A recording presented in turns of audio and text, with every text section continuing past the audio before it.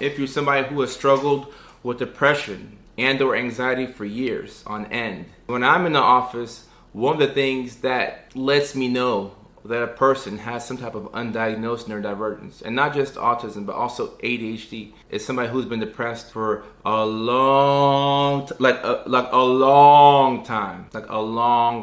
This is not even 1 or 2 years. This is years on end. I'll be talking to a grown man or a grown woman, 25, 35, 45, and I'll ask, when was the last time that you weren't depressed? They'll say things like 2nd grade, 3rd grade, middle school, when I was 8 years old. That's what I'm talking about over here. People who've been depressed for a long time and nothing seems to get better. And these are people who have gone for professional help. You've gone to the doctor. You've gone to get on an SSRI. You've taken medications. You've taken mood stabilizers. You've done the work. You've done therapy. You've done CBT, DBT, EMDR. Nothing makes it better. A key reason why this happens is because neurodivergent individuals will need external support in order to thrive, right? ADHD, autism, dyslexia, whatever the case may be. Autism means that the way that you communicate with the world is different from how a neurotypical person would communicate with the world. So because of this, we have to account for these differences in communication by getting some type of external support. When you cannot get that external support, or you realize that you need support but you don't want to go and ask for that help, it's a very depressing feeling. So the depression that is associated with undiagnosed neurodivergence and not having this fundamental understanding of yourself, it revolves around knowing that you're different, but not knowing how you're different. You know that you're different, but you just don't know how different from other people you are. Like, you'll say something is off. Like the way that other kids laugh and, they make jokes and you don't really get it the first time around. People ask you certain things and you think about what a regular person would say in this instance, and you would say that, and then people are like, oh yeah. But you've learned to not answer questions honestly. You've learned to give people the answers that they expect, which is why when you ask an autistic person how their day was, they'll probably tell you fine, because they've learned to say fine.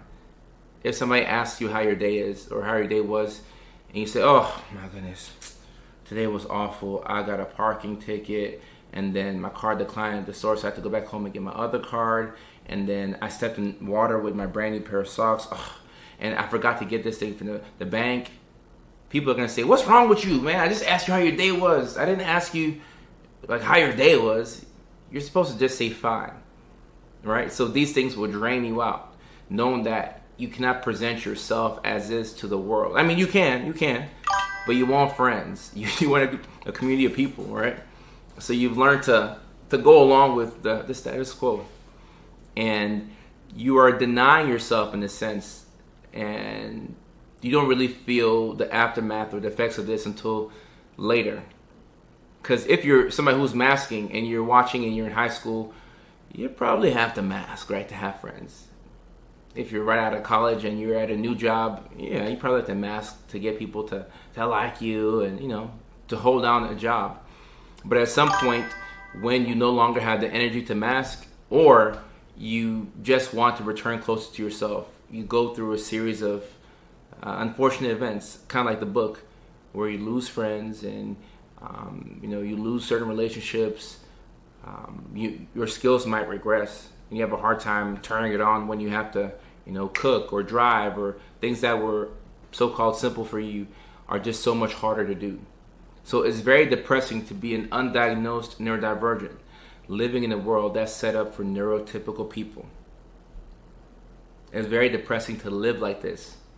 And this is why a diagnosis can help you feel better instantly. Because people always ask me, they say, oh, what's the point of getting diagnosed with autism? There's no medications for it. And if they say that, they're partially right, okay? You do have some FDA-approved medications for autism, but I wouldn't say that they're as effective as the ADHD meds. If you have ADHD and you take a stimulant, which is the first-line treatment for ADHD, you should know something on that same day.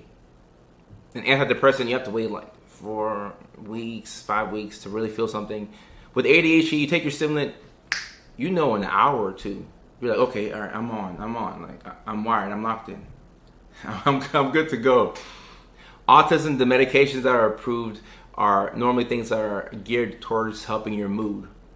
So if we can bring your mood down, like if you're too high and you're having mood swings and you're getting angry and anxious, if we can bring that anger and anxiety down, it can increase your ability to communicate.